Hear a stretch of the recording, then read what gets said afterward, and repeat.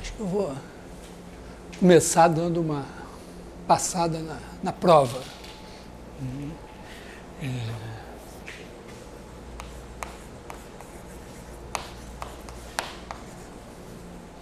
Para quem ainda não reparou, tem o site do curso e lá tem as questões das provas.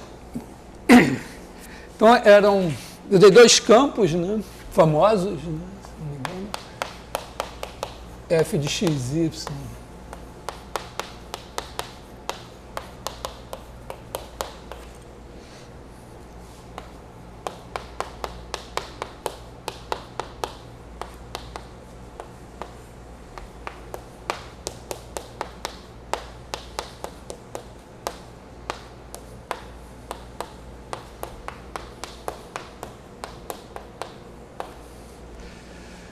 Os 2 campos mais importantes que a gente tem.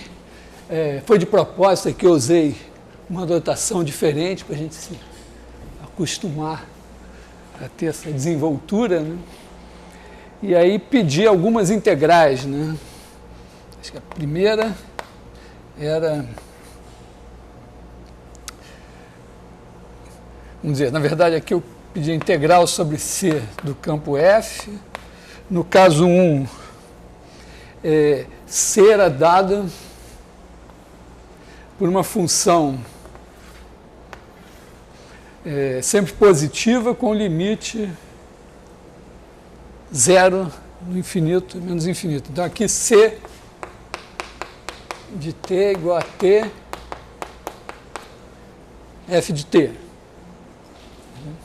Então tf de t anda assim,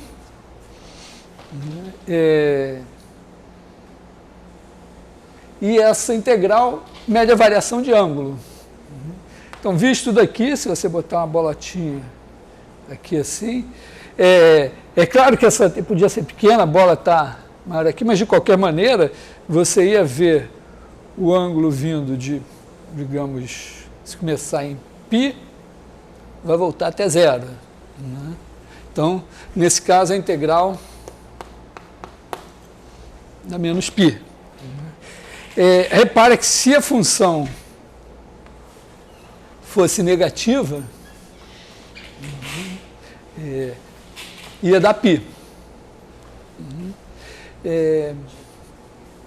Não custa nada pensar na questão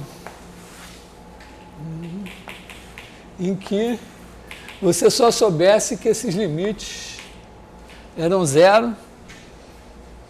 E aí, a gente, na verdade, isso aqui pode fazer assim, né?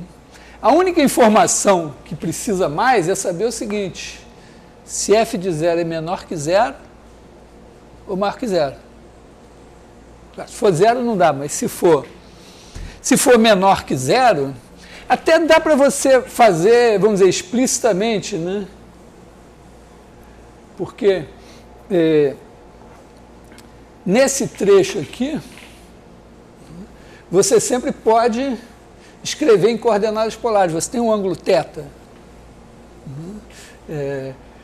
Porque aqui você tem o seno variando, né, entre menos 1 e 1, mas o ângulo θ vai variar, vamos dizer, de π sobre 2 a 3π sobre 2. E do lado de cá, você pode fazer ele variar de menos π sobre 2 a π sobre 2. Então aqui, você pode até fazer explicitamente, né? O θ é igual a arco seno f de x sobre raiz de x2 mais f de x ao quadrado, né? E nesse pedaço de cá, quer dizer, aqui você tem, isso aqui vai ter uma definição para, vou botar t, né, para ficar na... Para t menor que 0, o arco seno vai estar definido, tomando valores entre π sobre 2 e 3π sobre 2, e você vai variar de π a 3π sobre 2, então você vai ganhar π sobre 2, e aqui, desse lado de cá, você vai variar de menos π sobre 2 a π sobre 2, você vai variar de menos π sobre 2 a 0, então você vai ganhar mais π sobre 2. Se, por acaso, o f de 0 fosse maior do que 0, aí você ia variar de π a π sobre 2, ia perder π sobre, ia ficar com menos π sobre 2, e aqui você ia variar de π sobre 2 a 0. Então, o importante aqui, basicamente, nessa situação, né, no gráfico, numa função assim que não passa por 0, é que você tem certeza que se você fizer o θ, se você fizer o ponteirinho da variação de ângulo, ele pode ir e voltar. Mas se ele passar por aqui, ele nunca passará por aqui. E se ele passar por aqui, ele nunca passará por aqui. Então ele nunca pode dar uma volta completa. Então você pode até definir o ângulo mesmo.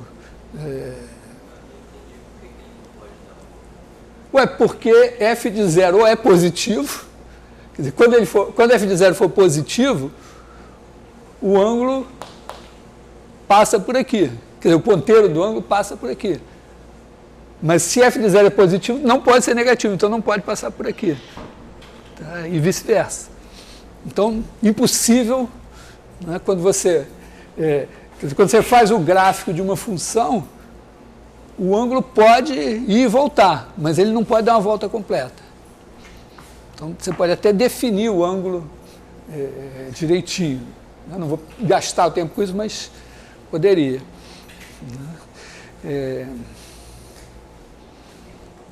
Tá legal? Então, no caso 2, não me lembro bem, mas no caso 2 a gente fez R2 igual a C,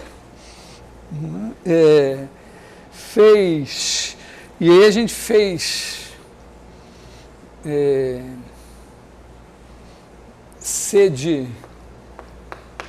T igual, se não me engano, 10 é elevado a IT a quarta, menos 10 é elevado a IT ao cubo,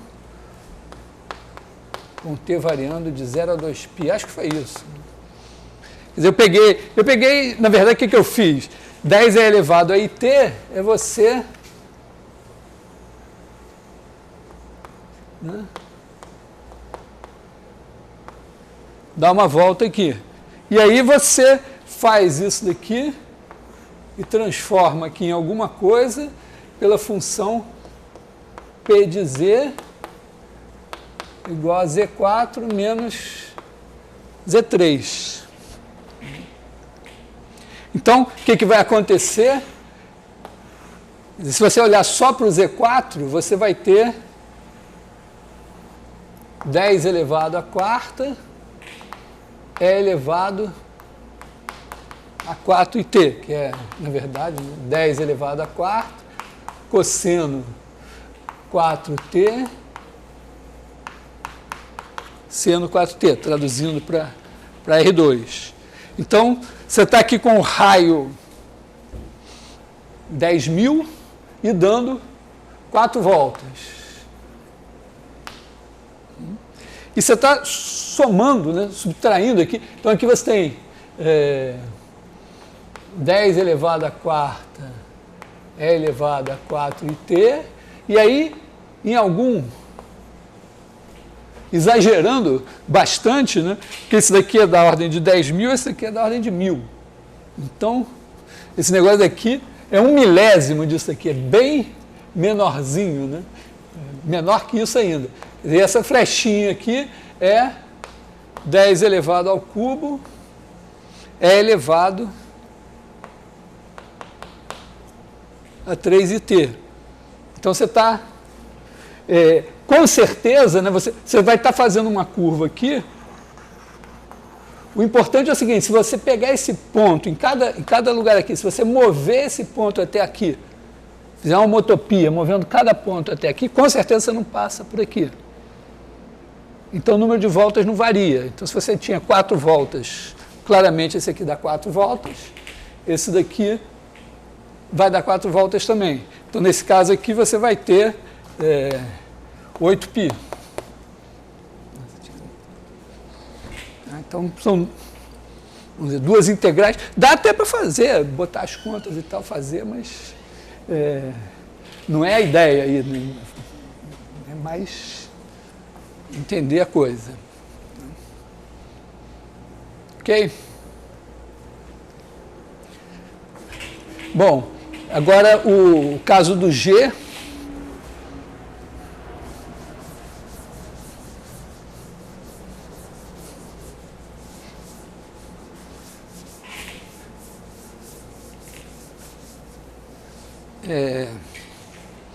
Também são 2 situações, integral sobre C, vou botar assim, GDS.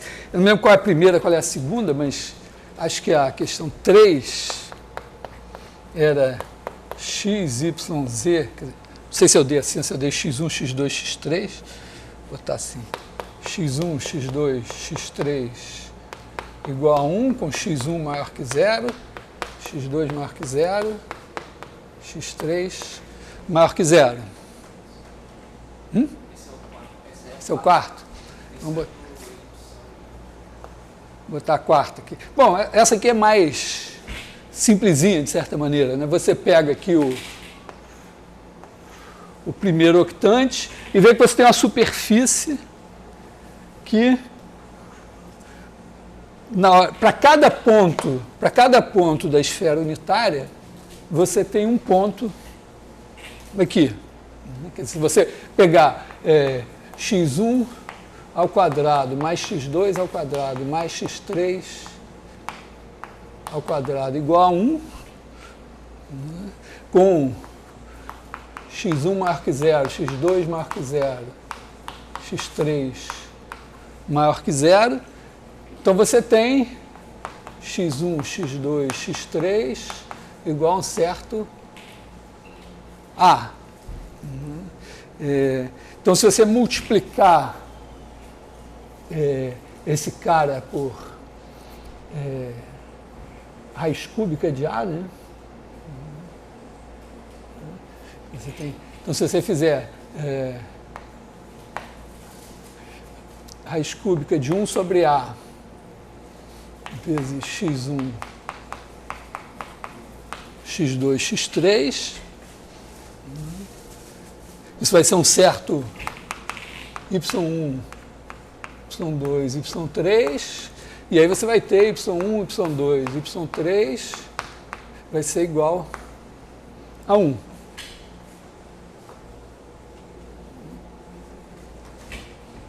Sabe que você vai elevar esse cara ao cubo, quando você fizer y1, y2, y3, você vai ter x1, x2, x3, vezes raiz cúbica de 1 sobre A, vezes raiz cúbica de 1 sobre A, vezes raiz cúbica de 1 sobre A, vai dar 1 sobre A, e x1, x2, x3 é A, então esse cara vai dar 1. Então, cada cara aqui, você tem um ponto lá, e vice-versa. Isso é uma objeção. Então, quando você projeta essa superfície aqui, você tem esse pedaço da esfera justamente que está no primeiro octante, tirando as arestazinhas que não medem nada. E como a normal, eu peguei a normal, porque essa superfície aqui, você pode botar normal para cá, normal para lá. Eu peguei a normal com as componentes positivas. Então, quando você projetar, você vem com a normal exterior aqui. Então, você tem 1/8 da área da esfera. A área da esfera é 4π, então você tem π sobre 2. Isso. Então, nesse caso aqui, π sobre 2.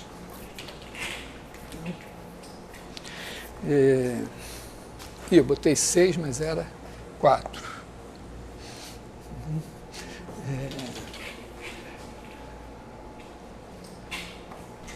Aliás, hoje estava pensando assim, né, que os gregos não tinham numeração de posição, mas os algarismos romanos já têm um pouco uma ideia, não sei quantos gregos faziam isso de agrupar. Você tem 10, tem 100, tem 1000, tem 50 e tal. Bom, e a outra superfície, né, na questão 3,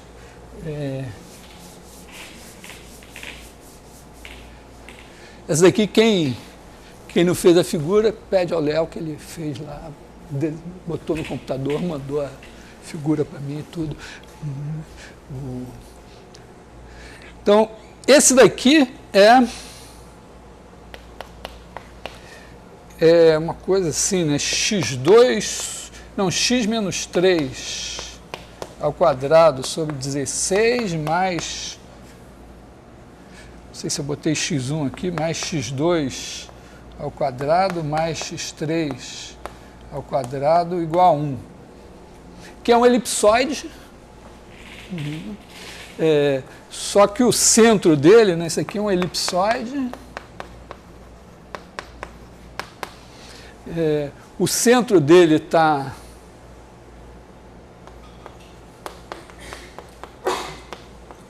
é 3, 0, 0, e o semi-eixo maior é 4. Então, o que importa, vamos dizer assim, bota aqui o x, o YZ aqui, né, você tem aqui 1, 2, 3, e aqui 4. Então, você vai ter alguma coisa, aqui vai ter um tamanho 1 assim, né? Vai ter alguma coisa com essa cara aqui. É um elipsoide assim. Então, ele envolve a origem, né? Normal exterior. Então, aqui, quando a gente faz a projeção, para olhar o ângulo sólido, a gente faz a projeção na esfera unitária. Mas você pode visualizar também projetando, não importa o tamanho disso daqui, porque isso aqui certamente não cabe aqui uma esfera unitária aqui dentro, né? Porque a esfera unitária está aqui. Mas você pode botar uma esferinha menor, porque o ângulo sólido de uma esfera qualquer envolvendo a origem é 4π. Então, um truque bastante usual numa situação assim é você dizer, ó, aqui está a sua S, você bota aqui, chama aqui de S índice epsilon. Então, S índice epsilon é igual ao conjunto do x1, x2, x3 pertencentes a R3, tais que x1 ao quadrado mais x2 ao quadrado mais x3 ao quadrado igual a epsilon 2. Aí é claro que se epsilon for suficientemente pequeno, ele está aqui dentro. E aí você tem aqui no meio a região V. V é igual ao conjunto do x1, x2, x3, tais que epsilon 2 menor ou igual que x1 ao quadrado mais x2 ao quadrado mais x3 ao quadrado, e isso daqui é menor ou igual que 1, né? x1 menos 3 ao quadrado sobre 16 mais x2 ao quadrado mais x3 ao quadrado menor ou igual a 1. Está entre as duas. Porque aí você pode dizer o seguinte, né, que o bordo de V, para efeitos do teorema de divergência, você pensa S a S epsilon com a normal exterior. Então, o bordo de V é S menos S epsilon, indicando assim que o sinal mais aqui é normal exterior e o sinal menos normal interior. E aí você aplica o teorema da divergência, né? Quer dizer, integral. Porque aqui, qual é o problema? O nosso G não está definido aqui. Mas aqui em V ele está. Então eu posso aplicar... Quando eu tenho um campo, eu tenho uma região V, e eu tenho um campo, mas ele não está definido em algum ponto de V, eu não posso aplicar o teorema da divergência. Mas aqui, o único problema que esse G tem é aqui na origem. Eu excluí a origem. Basicamente é essa a ideia. Então você tem aqui que é a integral sobre o bordo de V de G ds é igual a integral sobre V da divergência. Só que esse campo aqui, eu fiz as contas, a divergência é zero. Então isso daqui é zero. E aí isso daqui vai ser integral sobre S de G ds menos a integral sobre S epsilon de G ds. Só que essa aqui é 4π. É uma conta trivial, né? Porque você tem isso daqui dá epsilon, isso aqui dá 1 sobre epsilon ao quadrado, ao cubo, aliás. Né? Aí quando você faz o produto escalar do x1, x2, x3 pelo normal, o normal aqui é o unitário. Então x1, x2, x3 escalar o normal dele vai dar epsilon. Então você tem aqui epsilon sobre epsilon ao cubo, dá 1 sobre epsilon 2, integrado sobre a esfera de raio epsilon, dá 4π epsilon 2 dividido por epsilon 2 dá 4π. Então, esse daqui dá 4π, então esse aqui tem que dar 4π. Outra maneira de pensar. Isso é uma coisa muito... É uma ideia muito poderosa, porque... Pode passar, claro. Sorrir para a câmera, dar um tchau assim para...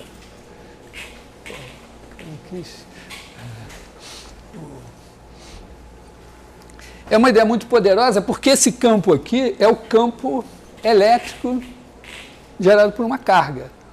Então, você...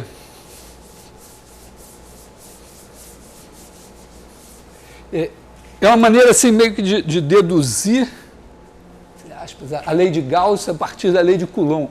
Não é que... Mas se você supõe que vale a lei de Coulomb, então você tem aqui uma carguinha Q1, uma carguinha Q2, uma carguinha Q3, etc. Uma carguinha Qn, cada uma gerando um campo igual a esse, só que partindo de cada uma delas. Aí você pega aqui uma superfície fechada,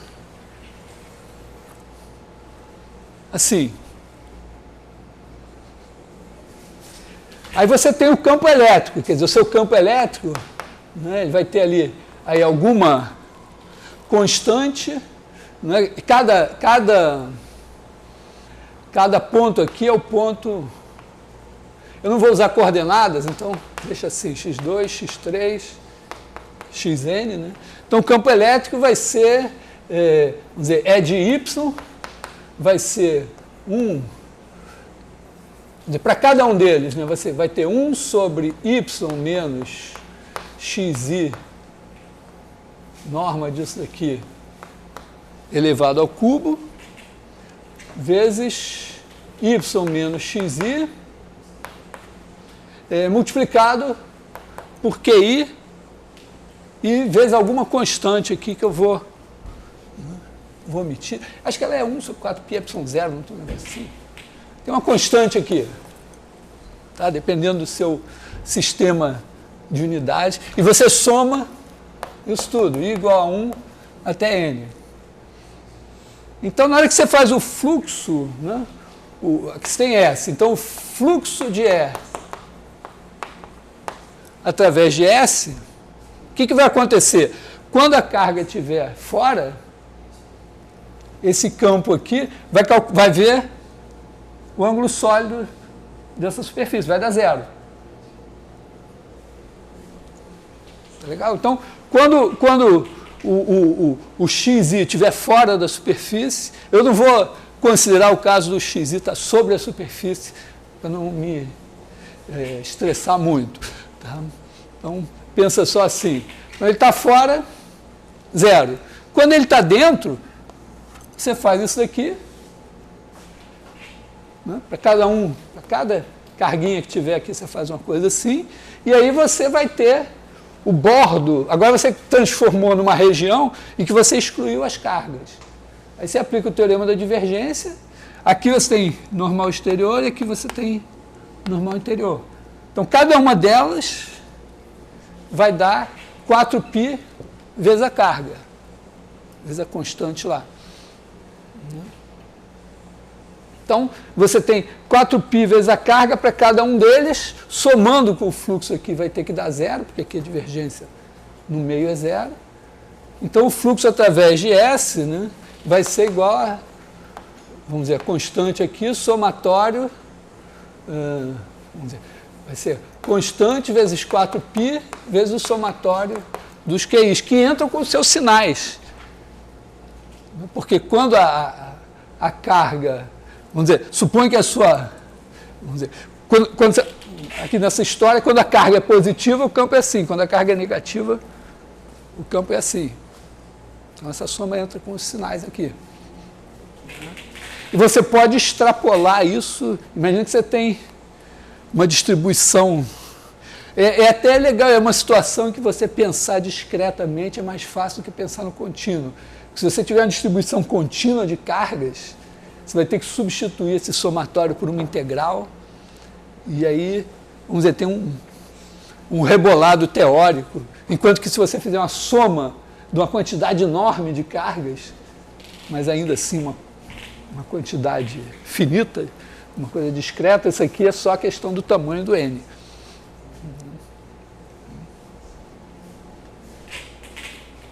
Ok? Então esse campo aqui é o cara, né? Na verdade, a lei de Gauss postula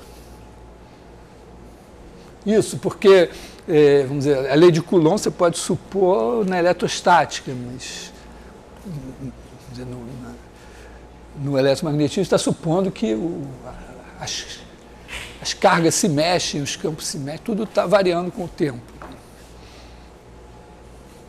Bom, esse foi só o comentário da questão.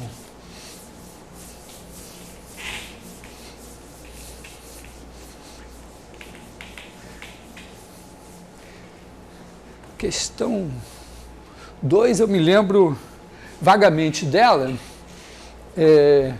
mas basicamente, a questão é a seguinte, você está aqui no plano e você tem uma curva C de, não me lembro se era de 0,1, de AB em R2 menos a origem.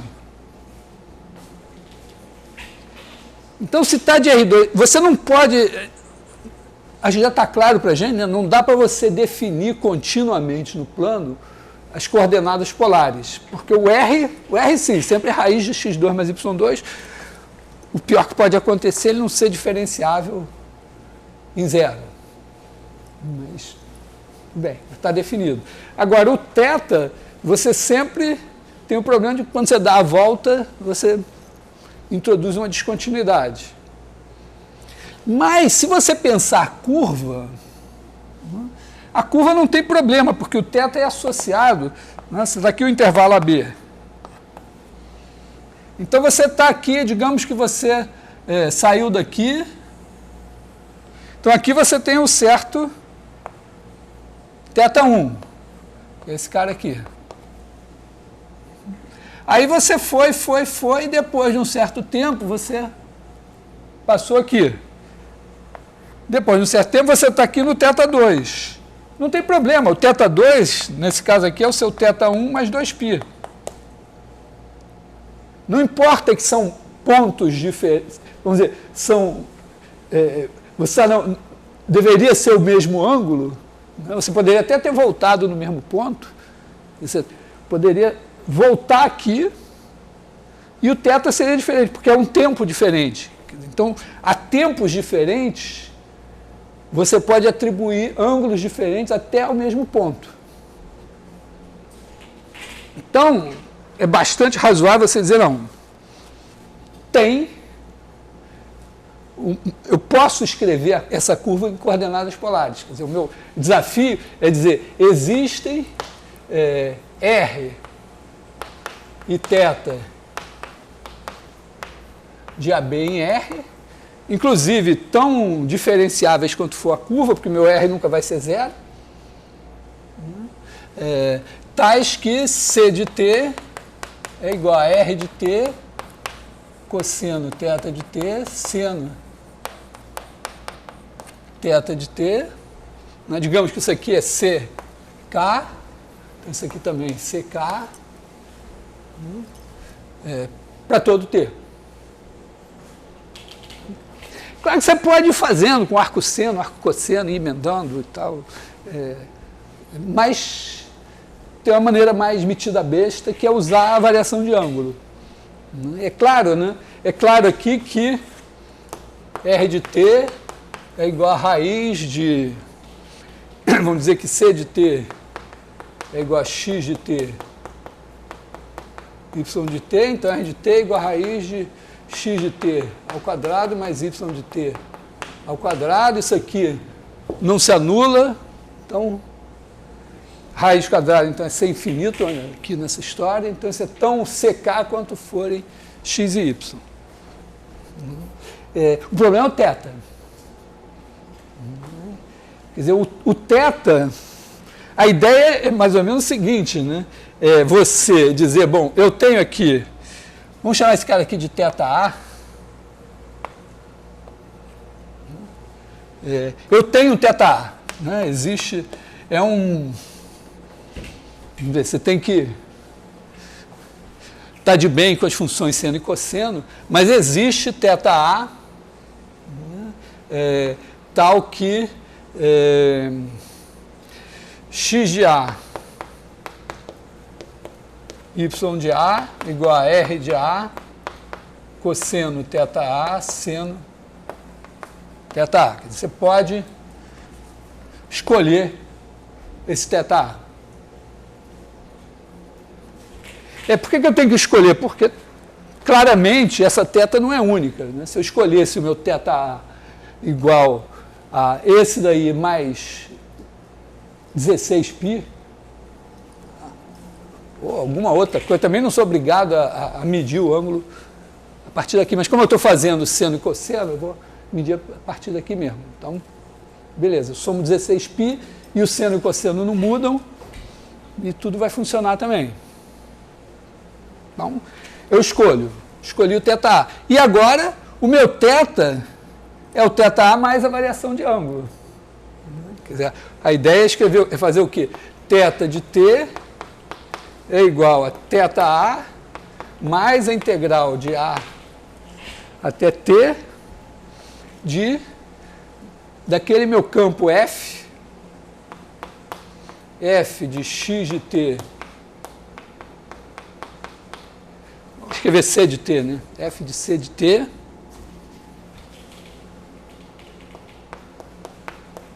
escalar C ponto de T dt. Por quê? Porque isso aqui vai medir a variação de ângulo de A até T.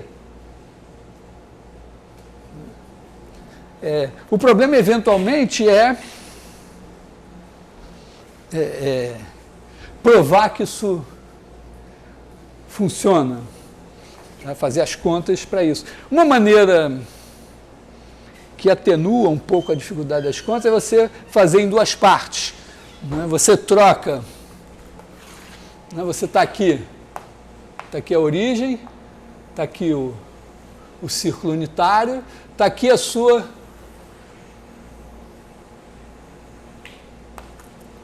Vou desenhar o círculo numa cor de rosa aqui, eu achei um giz cor de rosa.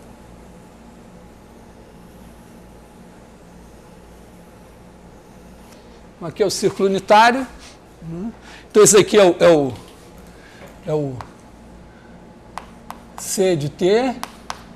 Aí você projeta e chama esse cara aqui de C, sei lá, C barra de T, alguma coisa assim. C barra de T. Como você multiplicou por 1 sobre R, R é positivo, R é secar, isso também é secar, tudo bonitinho. E esse cara daqui você mede a variação de ângulo dele. E aí é mais fácil você provar. O θ vai ser exatamente igual a esse. E é mais fácil você provar que o C barra de T é igual a vamos dizer, igual a cosseno de θ de T, seno de θ de T, assim.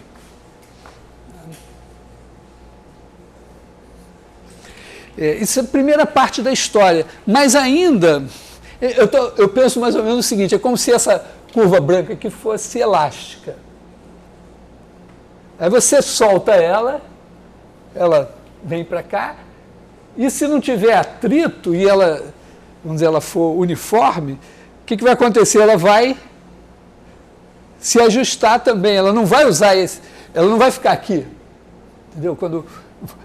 Ele vai descendo e vai se ajustando para distribuir uniformemente a massa aqui, pensando que a elasticidade é proporcional à massa. Então, vamos dizer, eu estou fazendo isso em duas partes. A primeira parte é isso daqui, aí você obtém esse θ. A segunda parte é dizer, não, mas eu posso agora fazer esse ajuste, de maneira que isso vire uma coisa, tipo, eu vou fazer e ainda vou trazer o θ0 para cá. Você pode, quer dizer, num primeiro momento, você vai fazer o seguinte, né? Você vai conseguir essa função θ. Então você consegue função θ. θ de AB em R. Mas a θ, vamos dizer, a variação de ângulo aqui não é uniforme, o θ não está variando linearmente. Então, é mais ou menos o seguinte, ó, é como se você dissesse assim, está aqui o intervalo AB,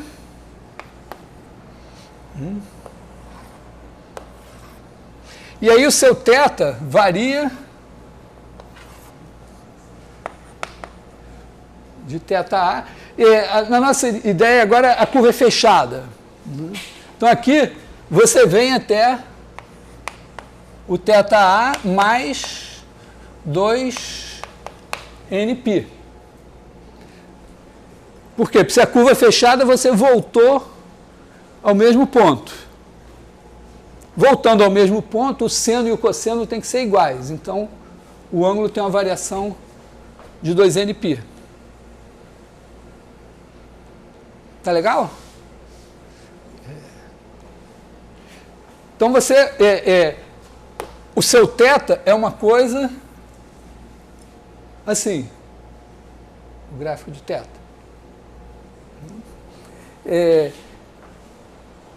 Mas se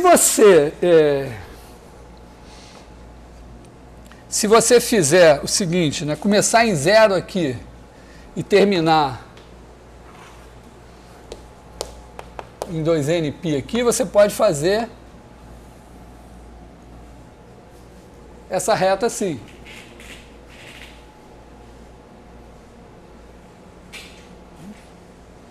E agora você pode andar, fazer uma homotopia aqui assim, ó, fazer o seu θ variar daqui até aqui, quer dizer, cria um parâmetro S e faz o seu θ variar daqui até aqui. Quando você faz isso, o que a sua curva vai fazer? Ela vai se ajustar aqui, ficar agora com um ângulo que varia uniformemente, e eu já aproveitei para trazer o A para cá.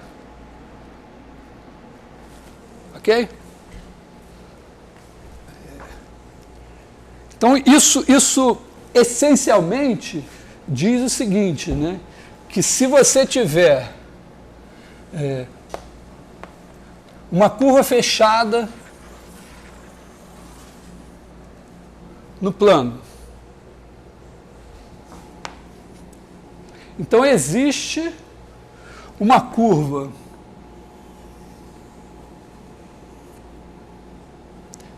fechada aqui assim, né? Quer dizer, você tem aqui C de T,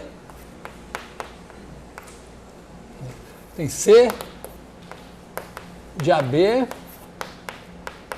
em R2 menos 0, 0. Aí você tem uma curva aqui, que agora se chama cetil ou C barra, nós chamamos essa daqui de, digamos, de cetil, e cetil de T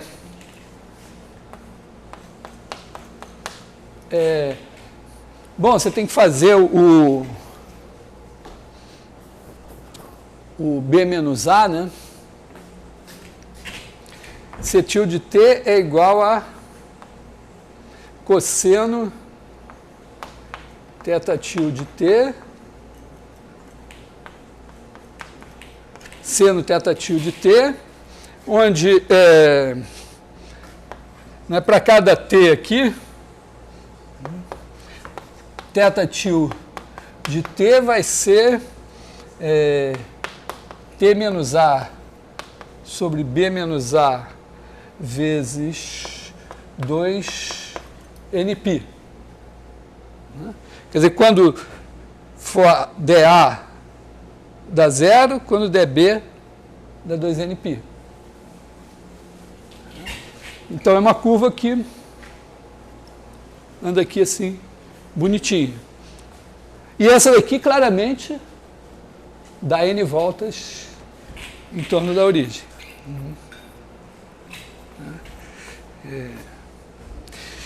E mais, né?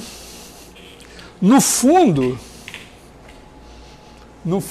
né, a sua cetil de T, vamos dizer assim, ela é igual a N vezes, vamos dizer assim, uma C0 de T, onde a C0 vai de 0,2π em R2, C0 de T igual a cosseno T seno T. Tá? Para efeito de integral, você integrar quer dizer, qualquer coisa, né? Não é exatamente assim, né? Mas basicamente é como se fosse essa daqui. Você pode adaptar para o intervalo AB também.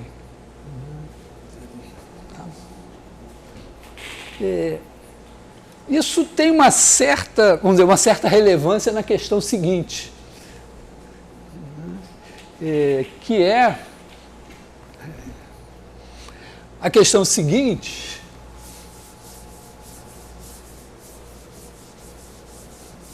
Ficou alguma...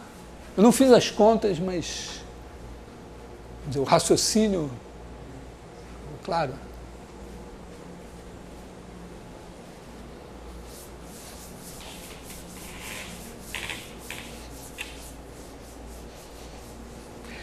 Porque na questão seguinte, eu vou pegar um campo K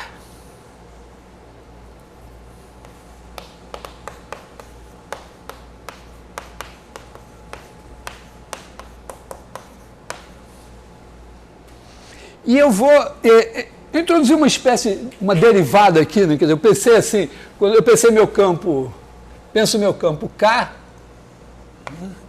K de XY, então eu posso estender esse campo K para um campo Ktil de XYZ, que é igual a 0. Aliás, K de XY é igual a K1 de XY, K2 de XY. Então, o Ktil é K1 de XY, K2 de XY, 0. Então, quando você fizer o rotacional do Ktil, vai ser 0, 0, Drom K2, Drom x menos d-ROM K1, d-ROM Y. Todo mundo fez essa conta? Hã? Pois é, só para saber se vocês estão acompanhando a história. Né? Então, eu chamei isso daqui de dk. Porque no final das contas, a ideia é a seguinte, você pode pensar em R3, mas se você pegar uma curva fechada em R2, né, menos a origem, né, ela limita uma região, vamos dizer, ela pode ser vista como limitando uma região do plano, e se você aplicar o teorema de Stokes ao campo K-til, na verdade você vai ter, né, vamos dizer, você vai ter assim, vou fazer aqui no plano assim, vou deixar a origem aqui de fora, mas aqui você tem uma curva C. Então o teorema de Stokes vai dizer que a integral sobre C de K vai ser igual à integral sobre essa região R aqui do dk. Se a C andar assim, no sentido trigonométrico. Se andar no sentido horário, é o contrário. Então, nesse contexto é que a gente tem uma coisa curiosa, que é o seguinte, que se dk for igual a zero, assim como o nosso campo F, né, o nosso dF era igual a zero. Se o dk é igual a zero, pelas coisas que a gente aprendeu sobre as curvas fechadas, a gente consegue mostrar que K é igual a alguma coisa vezes F mais um gradiente. Quer dizer que qualquer campo K definido em R2 menos a origem, se ele tiver essa derivada igual a zero, então, essencialmente, ele é um múltiplo da forma de variação de ângulo. Porque isso daqui é mais ou menos como se fosse zero. Para efeito de integrais sobre curvas fechadas, quando você integra um gradiente sobre uma curva fechada, você tem certeza que dá zero. Então, quer dizer, você pega um campo K em R2 menos a origem. Olha para ele como algo que associa um número a cada curva fechada.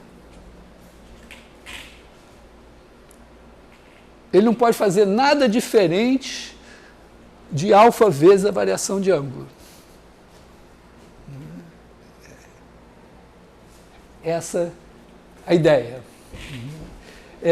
E a ideia é construir esse F de maneira que, quer dizer, achando o gradiente dele.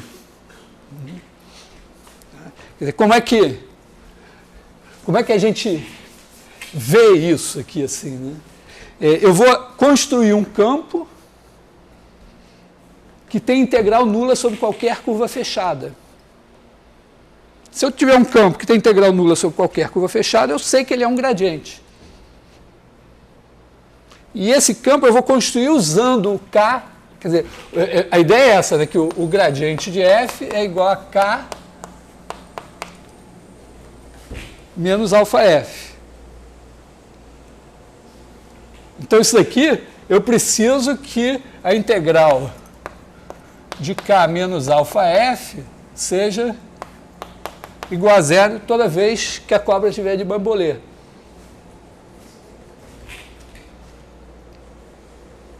Quer dizer, mais ou menos isso.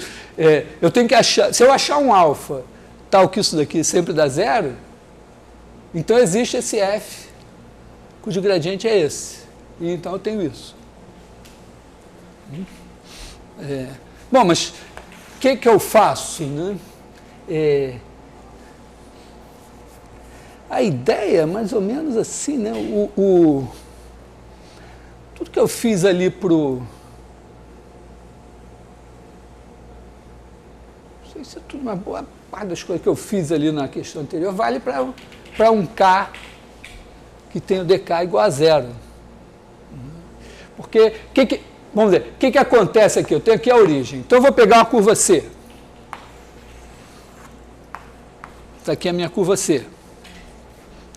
A minha curva C, ela é... Eu posso fazer uma homotopia e transformar ela numa curva cetil, aqui assim, que é basicamente o cosseno de NT, seno de NT.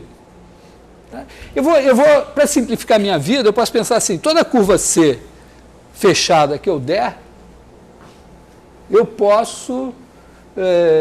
ela está parametrizada no intervalo AB. Mas eu posso simplesmente, por uma mudança de coordenadas, de mudança de variável, transformar o intervalo AB no intervalo 0, 2π. E a integral sofrerá a transformação correspondente e nada mudará. De maneira que eu posso pensar, então, que a minha curva C está definida no intervalo 0, 2π, né? E a minha cetil, né? Cetil de T é igual a cosseno de Nπ, seno de Nπ.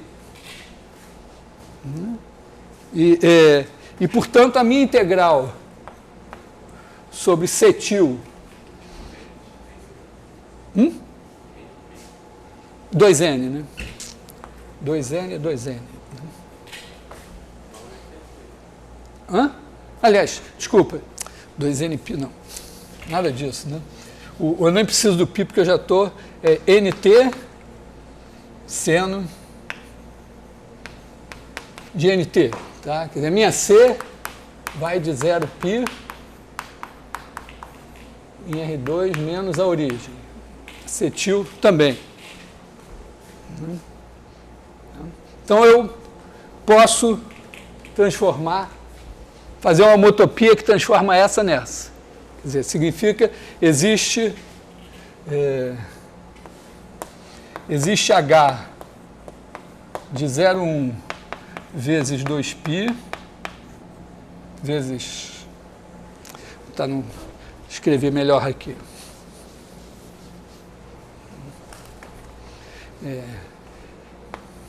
Existe H de 0,1 vezes 0,2π em R2 menos a origem, de classe C quanto for a minha, tão diferenciável quanto for a curva C, né? De maneira que, digamos, H de 0T igual a cetil de T, H de 1T igual a C de T, e H de S0 é igual a H de S 2π, né? Aqui para todo T, para todo S, em cada um dos casos. São curvas fechadas assim. Então, isso daqui é uma superfície parametrizada em R2 menos 0. O bordo de H, pela minha construção, né, o meu bordo de H é C menos cetil.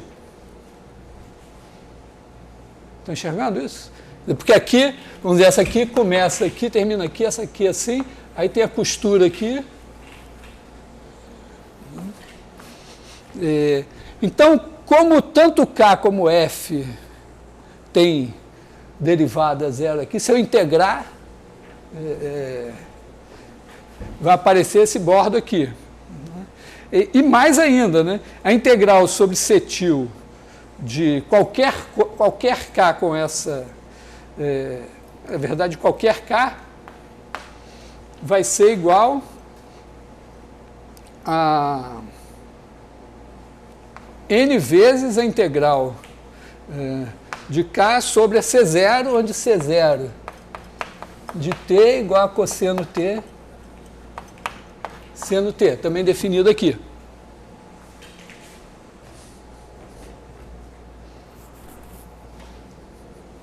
Não, isso aqui é só uma mudança de variáveis, né? Você tem aqui a variável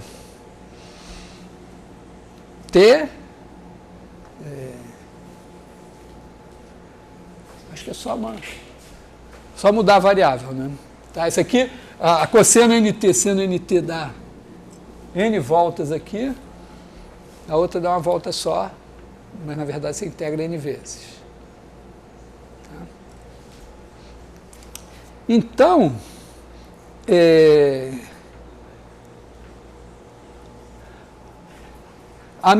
acho que eu vou apagar esse negócio todo aqui.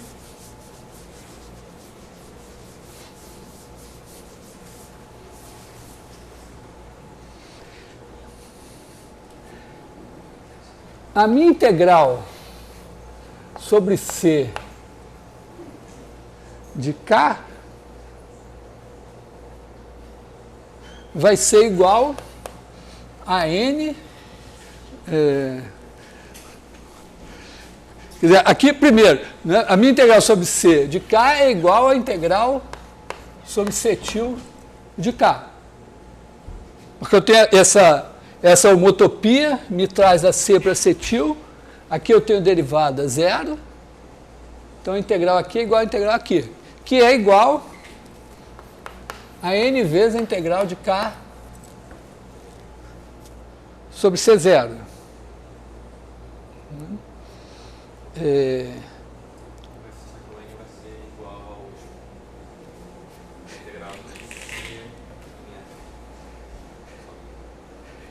Agora, exatamente, agora esse n daqui é o número de voltas da C, né? Então isso daqui é igual a integral de f sobre C, que é o n, e esse cara daqui eu posso chamar de alfa. Esse aqui é um número que não depende mais da minha curva C.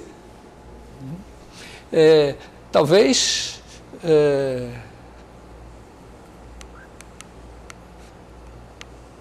não sei se eu chamo de alfa, vamos chamar de beta por enquanto aqui, porque eu não sei se ele é o meu alfa, né? Hã? Então, esse cara aqui é beta vezes isso daqui. O que eu quero? Eu quero alfa. Bom, esse é o meu alfa, né? Vou chamar logo ele de alfa mesmo. Alfa.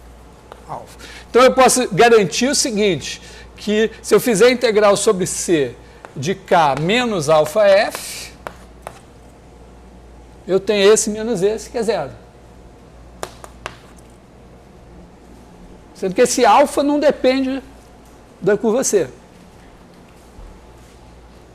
Então, esse cara daqui tem integral zero em qualquer curva fechada, esse aqui. A minha C, vamos dizer, está de bamboleira. Então eu tenho exatamente isso aqui. Então esse cara é gradiente de alguém e, portanto, o meu K é uma coisa assim. Aqui já está, vamos dizer, já está, o resultado importante já está aqui, né? Porque eu estou dizendo que o meu K, quando eu integro ele sobre qualquer curva fechada, quer dizer, existe um alfa, tal que quando eu integro A sobre qualquer curva fechada, alfa vezes o número de voltas. Quer dizer, na verdade aqui não é N, né? Isso daqui isso daqui é 1 sobre 2, por isso que não era o alfa, na verdade, isso aqui era o beta, porque isso daqui é a integral de f sobre 2π. Então, o alfa é igual a beta sobre 2π.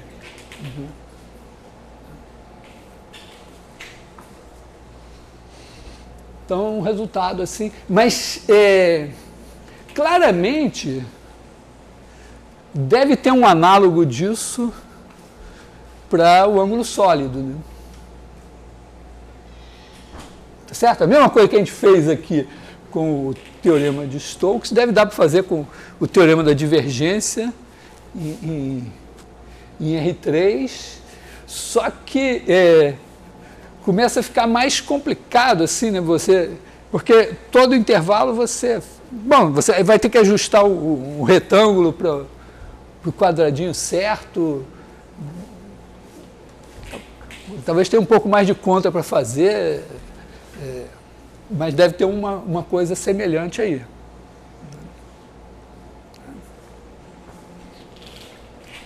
Bom,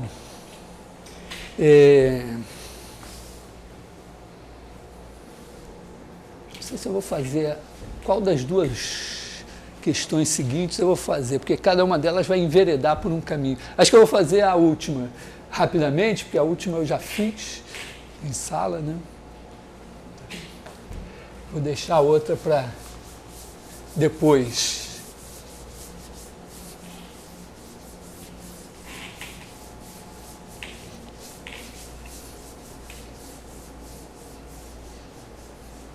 Dá para aprender um tanto de coisa fazendo essas provas. Né?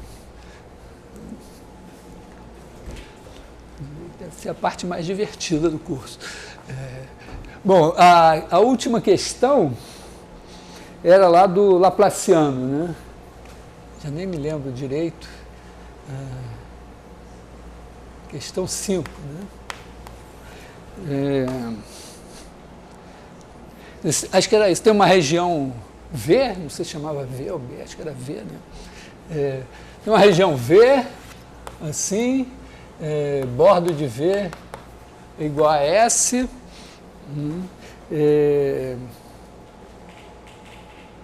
E aí acho que eu chamei de E, muito da U, de V em R,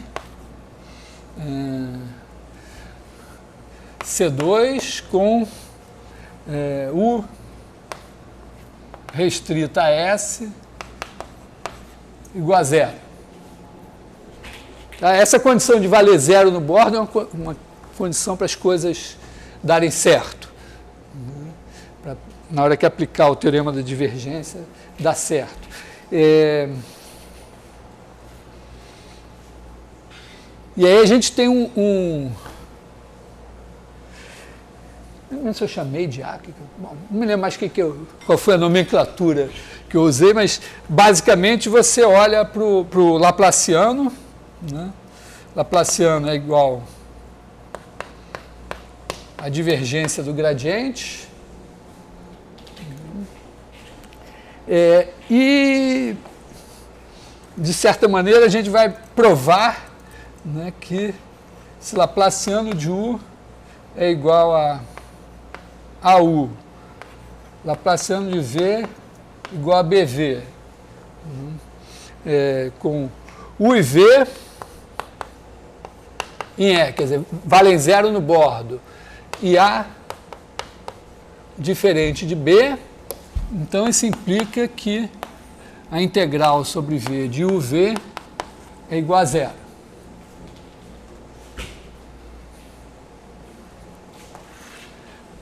Como a essa altura da vida todos nós já ouvimos falar do teorema espectral, né? Aqui é exatamente, eu diria que essa é a primeira vez que o teorema espectral aparece assim. Eu não sei dizer quem foi o primeiro a observar isso, mas certamente o Fourier já tinha isso nos casos mais simples. Porque tem um probleminha, assim, que quando você supõe C2, por que a gente geralmente não conta isso para as crianças? Porque quando você supõe que a função é de classe C2, o Laplaciano é de classe C0. O fato de você supor que a função se anula no bordo não quer dizer que o Laplaciano vai se anular no bordo. Então tem um problema aqui que você não pode dizer que o Laplaciano vai de E em E.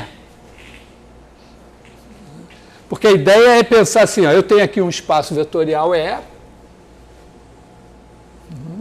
eu tenho um produto escalar, vou chamar isso aqui de A, né? E eu tenho um produto escalar de U por V, que é igual à integral de UV.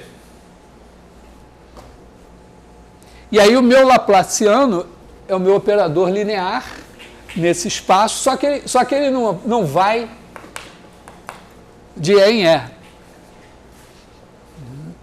Mas tudo bem, se você esquecer desse detalhe, né, na verdade você pode ampliar o seu espaço e dizer, o Laplaciano está definido para esses caras aqui,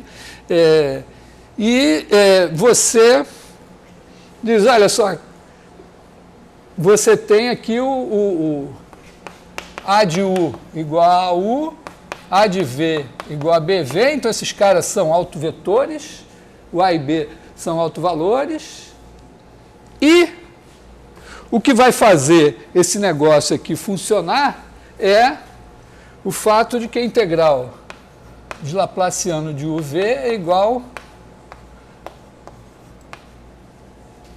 é o fato desse operador ser simétrico, que aqui significaria, né, na verdade, que A de UV igual a U A de V. Se você já estudou séries de Fourier, você viu isso com a segunda derivada, fazendo duas integrações por partes.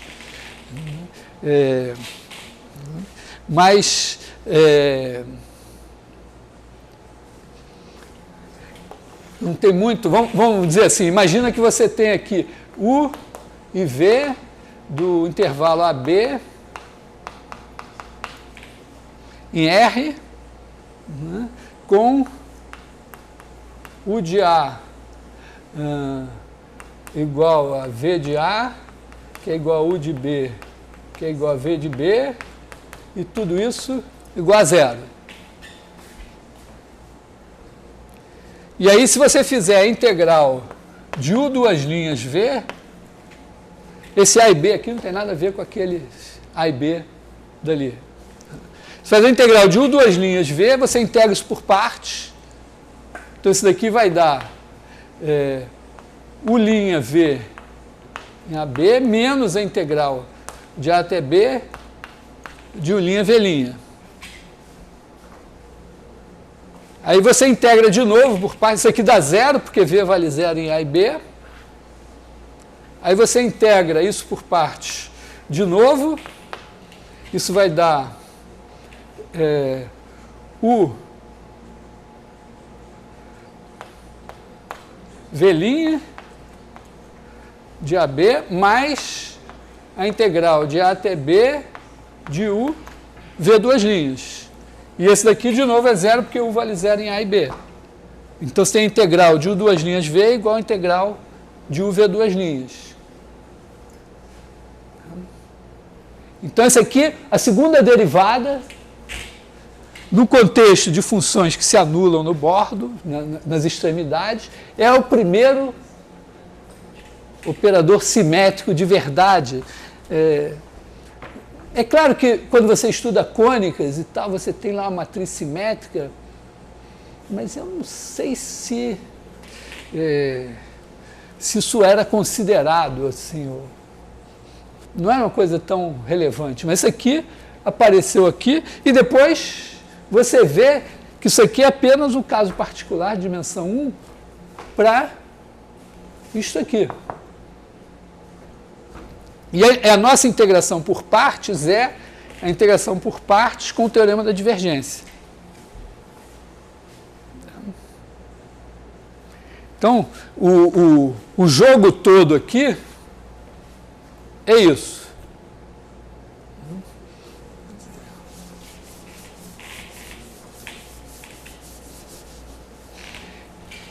Que é basicamente, né, você pensar o seguinte, né, se você tem F de V em R e U e F de V em R3, se você fizer a divergência desse campo aqui, isso aqui vai ser igual a dρ x1 de F1 mais dρ x2 de F2 mais d-ROM x3 de f(f)(3).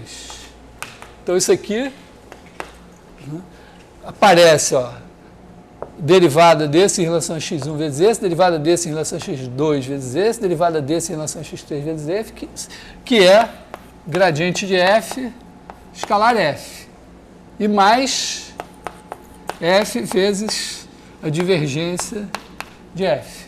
Então é uma regra de derivada do produto, não é? Porque a integração por partes é isso, você pega a derivada do produto e usa macetosamente numa integral. Então, se você olhar o teorema da divergência, quer dizer, quando você fizer a integral sobre S de f vezes f, isso vai ser igual a integral sobre v da divergência de f vezes s, que é de gradiente de f escalar f, mais a integral de f divergência de f dv. Aliás, eu não sou tão bom nisso, mas os físicos sabem milhares de fórmulas envolvendo derivadas e coisas assim, da produto com a divergência, com rotacional, com tudo quanto há. Eles usam isso muito, né? Bom, aqui a gente vai usar, né, no contexto, como é que vai aparecer o Laplaciano aqui, né? A gente vai usar que o Laplaciano é a divergência do gradiente. Então, quando você tem vamos dizer, Laplaciano de u vezes v, isso daqui é igual a divergência do gradiente de u vezes v. Então, vamos dizer, essa aqui vai ser a minha função fzinho e isso aqui vai ser o meu campo f. Tá? Quer dizer, isso daqui, na verdade, se você olhasse para a divergência de v gradiente de u, você teria gradiente de v escalar gradiente de u mais v Laplaciano de u.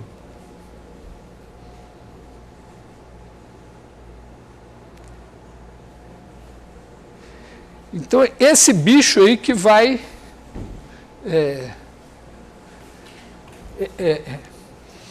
vamos dizer, você pode integrar duas vezes, ou você pode fazer simplesmente observar. Vou apagar essa conta daqui, né? E observar que se você fizer a mesma conta com a divergência de u gradiente de v, você vai ter gradiente de u escalar gradiente de v mais u Laplaciano de v. Então, esse cara aparece nos dois aqui.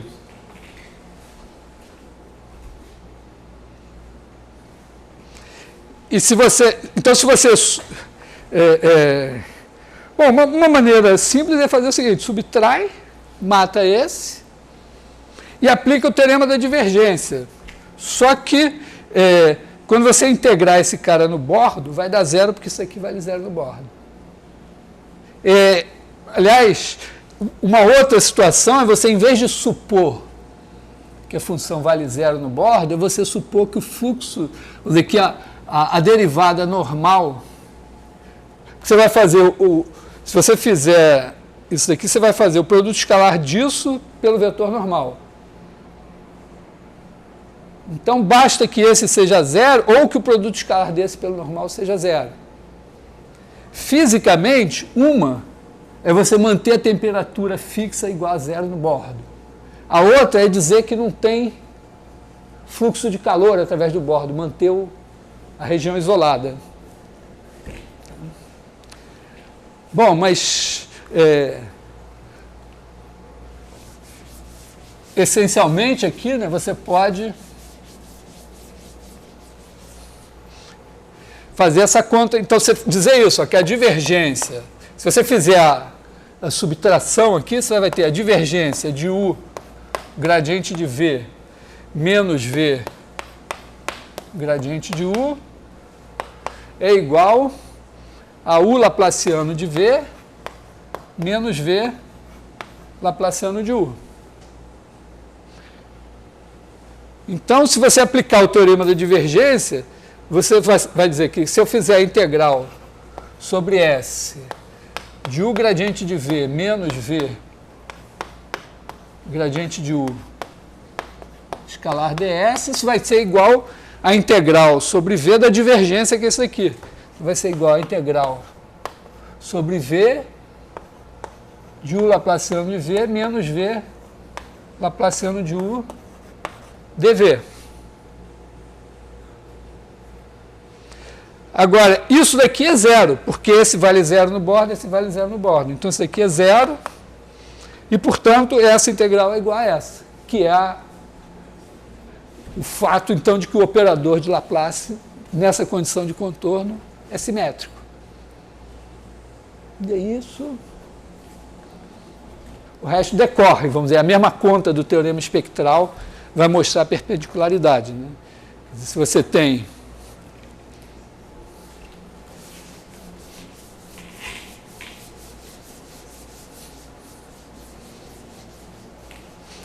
quer dizer, você vai ter aqui integral sobre V de U laplaciano de V dV é igual a integral sobre V de V laplaciano de U dV.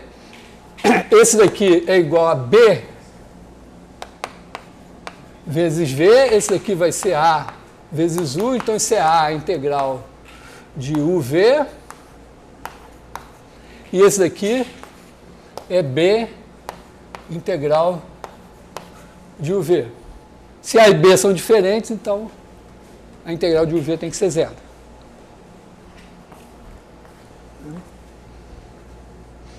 Então, assim, meio que repetindo, mas não custa repetir, quer dizer, o operador simétrico. Quando a gente estuda, hoje em dia, né, você olha nas cônicas e vê aparecer uma matriz simétrica lá que vai dar origem a uma base ortonormal que vai resolver, organizar seu pensamento nas cônicas e nas quádricas. Agora, aí a gente olha o teorema espectral em Rn e tal, parece até que saiu dali. Mas, na verdade, não. Na verdade, 200 anos atrás, o Fourier estudou esse negócio, isso apareceu, aí ninguém passou décadas e décadas fazendo esse tipo de problema, isso aparecendo na propagação de calor, um pouco na mecânica dos fluidos, depois no eletromagnetismo e tal, e estudando várias situações disso aí, século XX, 100 anos atrás, mecânica quântica, e aparece de novo esse cara aqui, né, associado lá a uns tantos experimentos que vão dar origem ao nome de teorema espectral, porque está associado lá aos fantasminhas que dava para ver dos experimentos cujo nome eu esqueci, mas façam física, estudem física e vejam essa coisa no contexto da mecânica quântica. Então, é um teorema, né, e que, vamos dizer, eletrônica, processamento de sinais e tal, até hoje tem a ver com isso também. Eu até queria aproveitar e olhar para isso no contexto da equação do calor. Vou fazer um trailer da equação do calor.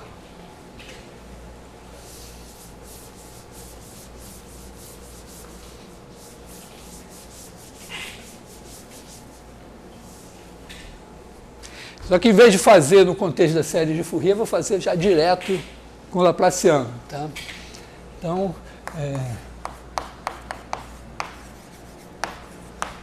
a equação do calor, chamada também equação da difusão, é uma situação assim, vou provavelmente dizer barbaridades em termos de física, como é do meu feitio, mas pensa a situação assim, né? Você tem aqui uma região V, bordo de V é uma superfície S, bonitinha e tal. Poderia fazer uma bola e tudo, mas deixa assim. E a ideia aqui é que cada ponto x daqui, no tempo t, tem uma temperatura, U de Tx igual a temperatura em x no tempo t. Eu falei para vocês que eu desisti de entender o que é temperatura, porque eu sabia que temperatura estava ligada à entropia, eu queria entender a entropia. Aí eu falei, não, vou modestamente perguntar o que é a temperatura, e aí o cara me disse que a temperatura era derivada, o ds é igual a 1 sobre T dE.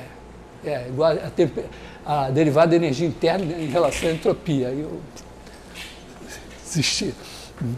Claro, tem aquela coisa, o nível de agitação das moléculas, essa cascata toda e tal, mas se você vai mais fundo assim, não sei. Mas vamos acreditar em temperatura, em calor específico, em massa específica, um monte de coisas assim. E a questão é a seguinte, basicamente eu sou, sei lá, um ingênuo estudante de engenharia metalúrgica e pensando assim, poxa, eu vou pegar um pedaço, vai sair lá um lingote de ferro, alguma coisa assim, eu vou jogar na neve e ver quanto tempo esse negócio esfria. Então eu estou interessado em entender a variação dessa temperatura ao longo do tempo, pensando assim, né? Eu vou, para simplificar, eu vou dizer o seguinte, né, que U de Tx igual a zero para todo x em S. Quer dizer, eu vou manter a temperatura aqui sob controle. Podia não ser zero, podia ser uma função conhecida, mas aí complicava um pouco mais minhas contas, eu quero fazer uma coisa simples. Até para usar vai aparecer um laplaciano aqui, né? Vai ter o zero do bordo. U de 0x é uma certa f de x, conhecida, é a distribuição inicial de temperatura. Não quer dizer que eu conheço, mas vamos supor que para fazer a teoria, eu conheço. E aí, o que acontece? Tem trocas de calor aqui dentro. Né? Quer dizer, se eu pegar uma bolotinha aqui assim, uma bolotinha B, não que seja uma bola mesmo, aqui dentro, né, só a temperatura varia por trocas internas, mas se eu olhar a energia interna aqui, ela vai variar com o tempo só pelas trocas com o resto. Está lá aquela bolota, não está acontecendo nenhuma reação nuclear, não tem ninguém com um canudinho injetando ou tirando alguma coisa daqui. Então, enquanto o cara estiver trocando com o outro, não deve ter variação da energia interna, mas pode ter nas trocas com o exterior. Então, eu vou pensar assim, pensa nessa região aqui, pensa a energia no instante t. Eu vou chutar assim, mas a energia interna ela tem a ver, vai ser igual a uma integral sobre B de μ(c)U.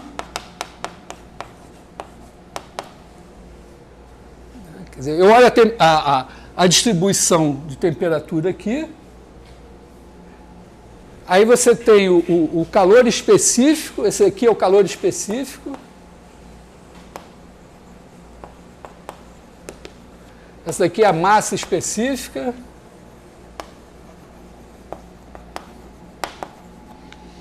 né? O calor específico tem aquela definição de ensino médio, né? Quantidade de calor que eu preciso para elevar uma unidade de massa de 1 grau. Aí você multiplica pela massa, é quantidade de calor e tal. Bom, deixa isso aí, vou chutar assim. Então isso aqui é a minha energia interna aqui.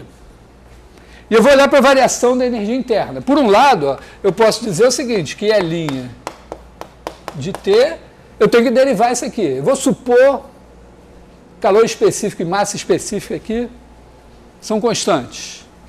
Então isso aqui vai ser a integral sobre B de μc du dt de Tx dV.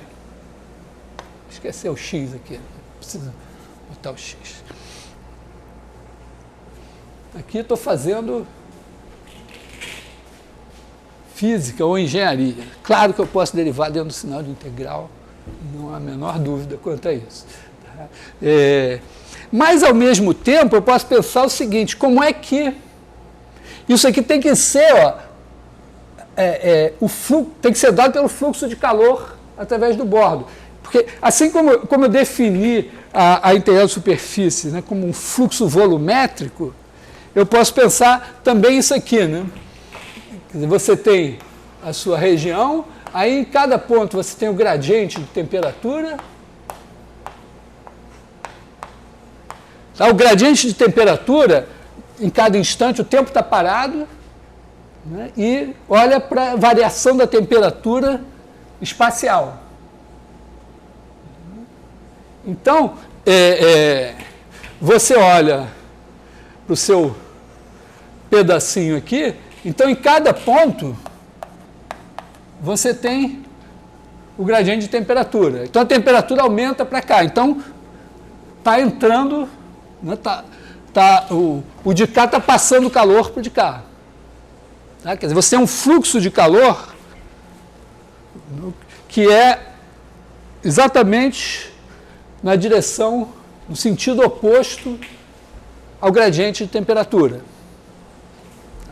Isso é mais ou menos assim, é uma coisa, vamos dizer, você olha assim, você pega, bota uma placa aqui, outra aqui, aí o cara diz, não, o fluxo de calor é proporcional à diferença de temperatura e inversamente proporcional à distância, então é derivada.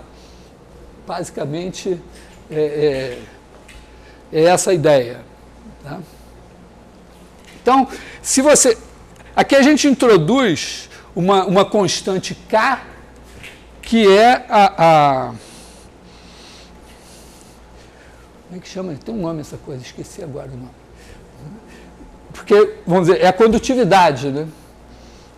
Quer dizer, o negócio está... Você tem borracha quente, ou ferro quente, água quente, madeira quente, é diferente. Né? Só pegar no cabo da panela que você vai aprender rapidamente o quão isso é verdade.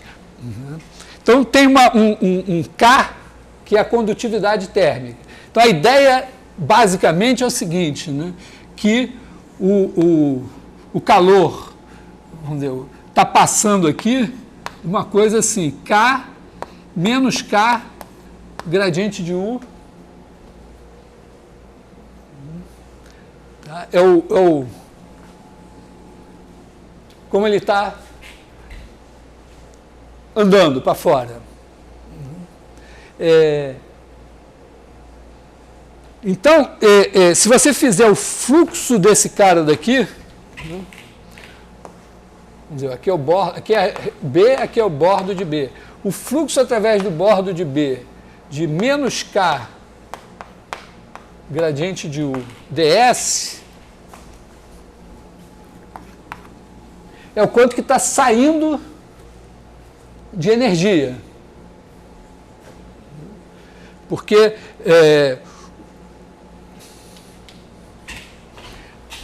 tá? Quer dizer, quando o gradiente é para cá, significa que para cá está mais quente do que para cá. O gradiente de temperatura é para cá. Então, para cá está mais quente. Então, o calor está indo nessa direção. Então, quando você faz isso aqui, é o que você está perdendo de energia. Então isso aqui, na verdade, é a variação.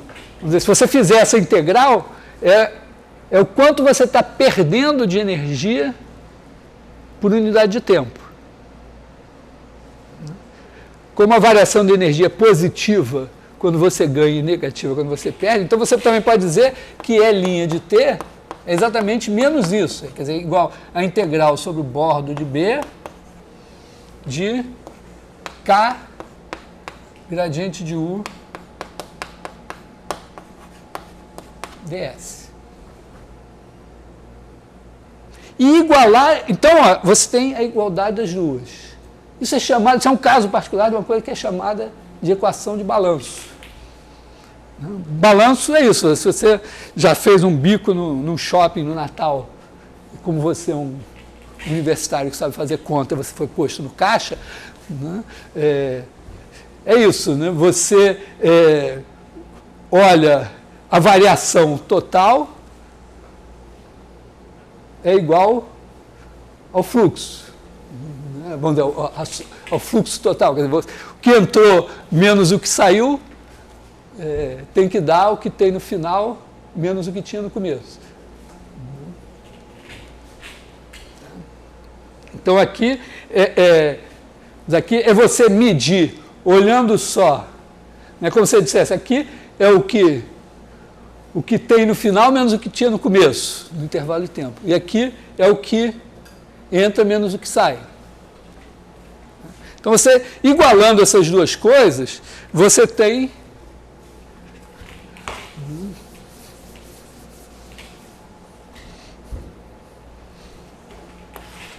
isso aqui, né? A integral.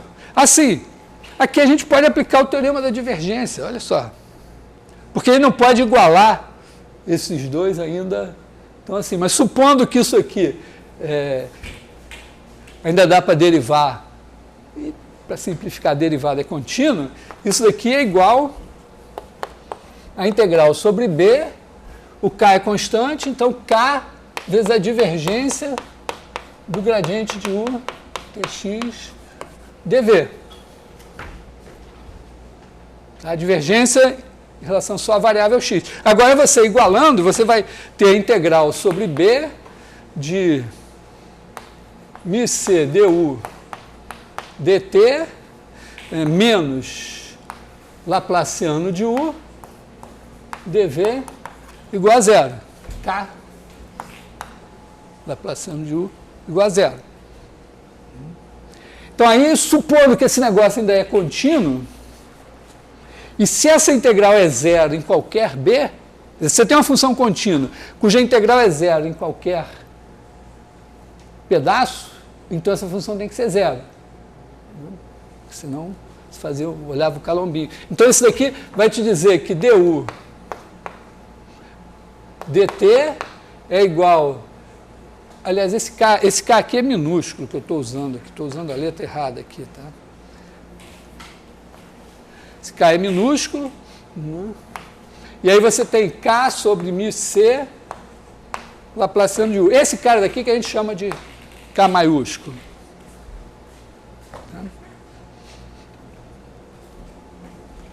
Então, essa é rápida e toscamente a dedução da equação da difusão. Significa que você agora diz, bom, então esse negócio aqui vai evoluir assim.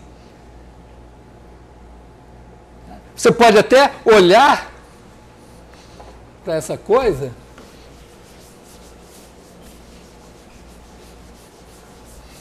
e meio que reescrever da seguinte maneira. Em cada instante, né, você pode criar assim a função U de T é o seu estado. O que é U de T? É a distribuição de temperatura.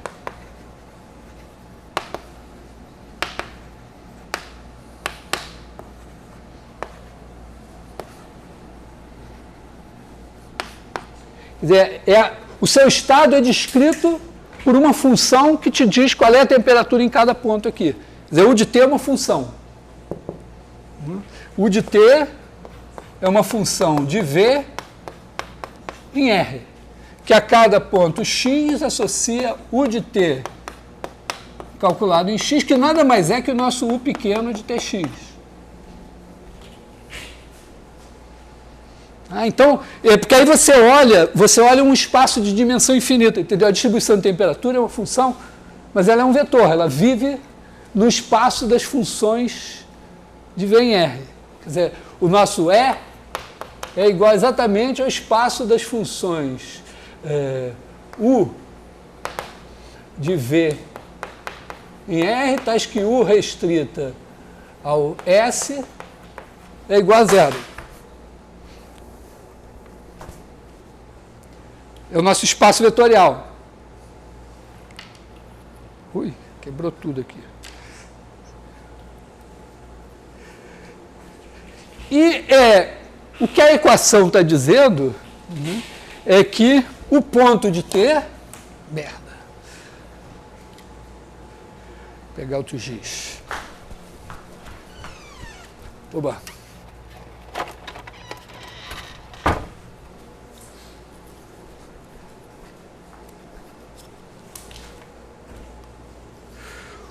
O ponto de T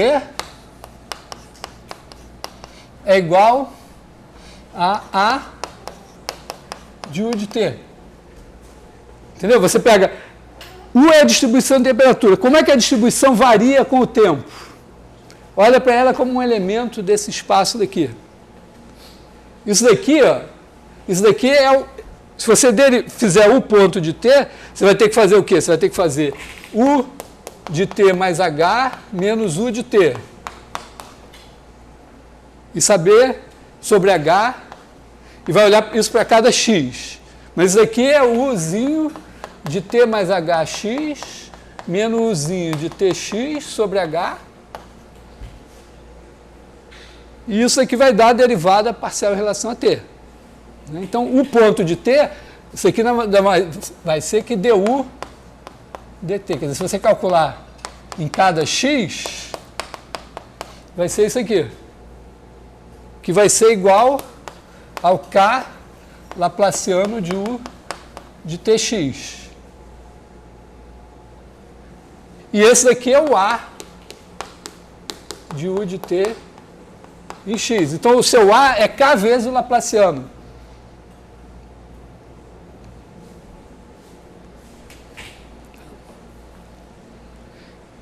Pensa assim, vamos pensar em uma coordenada só, né? Porque a nossa equação vira o seguinte, né?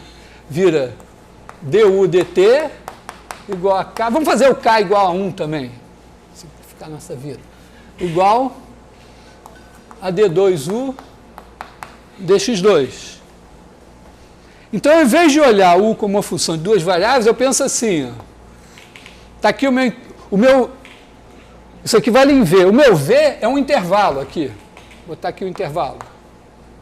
AB. Em cada instante, eu tenho a minha U de T, que para cada X tem um valor. Esse cara daqui é o U de T calculado em x. Vou chamar isso aqui de U maiúsculo. Tá? Então, isso daqui, eu olho para isso e digo, isso aqui é o meu estado atual. Como é que isso vai evoluir?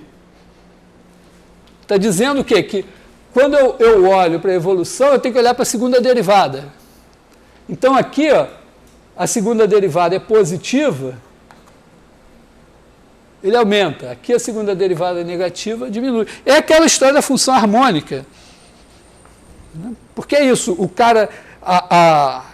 A ideia é o quê? Que você tem temperatura no ponto, olha para a média em volta. Se a temperatura aqui for mais alta que a média, ela vai ter que baixar, vai ter que passar calor para os outros. Se ela for mais baixa que a média, ela vai ganhar calor e vai subir. Isso agora está mais quantificado. Está dizendo que a menos de uma constante aqui, isso é a derivada, quer dizer, o laplaciano é a derivada. Então, a gente está num contexto de equações diferenciais ordinárias que a gente conhece. Ó. O ponto igual a U. dizer, se fosse, vamos dizer, se em vez de eu ter isso daqui contínuo fosse um monte de pontinhos, eu teria discretizado a segunda derivada. Quer dizer, então isso aqui é a mesma coisa que dizer assim, ó, que o ponto é igual a D2U. E a segunda derivada tem uma matriz que, se você fizer os macetes certos, é uma matriz simétrica. Então você teria uma situação exatamente isso assim, né? U1, UN igual a matriz simétrica, que é uma matriz assim que tem menos 2 na diagonal, 1, eventualmente tem uma coisa aqui, outra aqui e tal, U1, UN, isso aqui com os pontinhos. Aí vocês, então é isso, é uma equação, o ponto igual a U, A é linear. Se eu diagonalizar A, ganhei.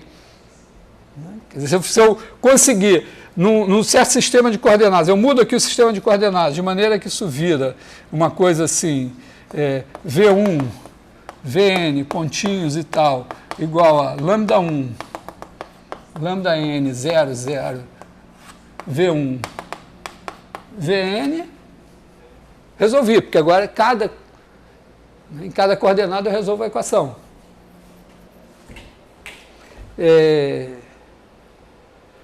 E aí o Fourier acertou no milhar, porque esse cara daqui, laplaciano, é simétrico. Então, não é tão simples assim, em dimensão infinita, mas tem uma base ortonormal de autovetores. Né? A gente sabe que isso aqui em Rn, se esse A é simétrico, aqui você tem uma base ortonormal de autovetores. Então você pode, basicamente, você dizer o seguinte, ó, eu posso pegar meu U de T, e ele é igual a um somatório de n igual a 1 a infinito, de coordenadas C, n de T, φn. Tá? Isso aqui é uma função de x, a φn é uma função de x. Que no caso da série de Fourier, são senos e cossenos. Basicamente. Então é como se você dissesse, ó, isso daqui, para cada, vamos dizer, se eu botar aqui de x, isso daqui é de x. E agora, isso daqui então é U pequeno de Tx igual a somatório de n igual a 1 a infinito de Cn de T, φn de x. Bom, quem é φn de x? Φn de x, se eu fizer laplaciano de φn de x, isso é lambda n φn de x. Tá? São os autovetores do laplaciano. Eu não sei, eu não falei nada se eles existem, se eles não existem. Eu sei que se eles existem, autovetores associados a autovalores distintos são ortogonais. Então, se tiver uma base de autovetores, ela é ortogonal. Essencialmente isso. Então, você faz isso aqui e diz, bom, vou resolver minha equação agora. Derivada em relação a t, então, du dt é igual a somatório de Cn ponto de t, φn de x. Laplaciano de U é igual a somatório de Cn de t, lambda n φn. Que o laplaciano de φn, usando o teorema de engenharia e de física que diz que a derivada da soma é a soma das derivadas, mesmo no caso de somas infinitas. Aplicando fortemente esse teorema aqui. Então agora você iguala, né? Daqui você iguala e você diz, bom, como é base, então Cn ponto de t igual a lambda n Cn de t. Então Cn de t é igual a E elevado a lambda n t Cn de 0. Né? Resolvendo essa equação de maneira simples. E aí você reza para o lambda n ser negativo, porque aí quando esse negócio evolui no tempo, esse negócio diminui. E, aliás, foi uma conta que eu não fiz, mas os autovalores do Laplaciano no nosso contexto são negativos. Porque quando você faz integral de Laplaciano U, isso vai dar menos, isso aqui é integral sobre B de Laplaciano de U, vai dar menos a integral do gradiente de U ao quadrado, basicamente assim.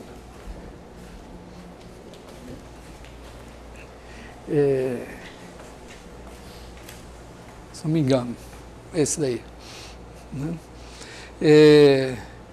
E esse é negativo. Então, isso aqui vai dar... Quer dizer, se esse daqui for AU, então você vai ter A integral de U ao quadrado, esse daqui, então o A tem que ser negativo. Então, todos os autovalores aqui vão ser negativos. Então,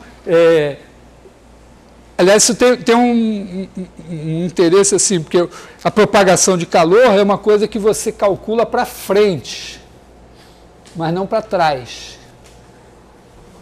Passado ao limite é o seguinte, queimou, não desqueima. Tá? Não é como mecânica que você pode olhar o movimento para trás e para frente. Tem a ver, assim, do ponto de vista matemático, esse processo de difusão é super regularizador. Você começa com uma função, você começa assim, você pega dois lingotes, um com a temperatura alta, outro com a temperatura baixa, cola, e no instante seguinte isso já é sem infinito. Você começa com uma coisa descontínua, na verdade é analítico, se escreve em séries. Tá? Mas então,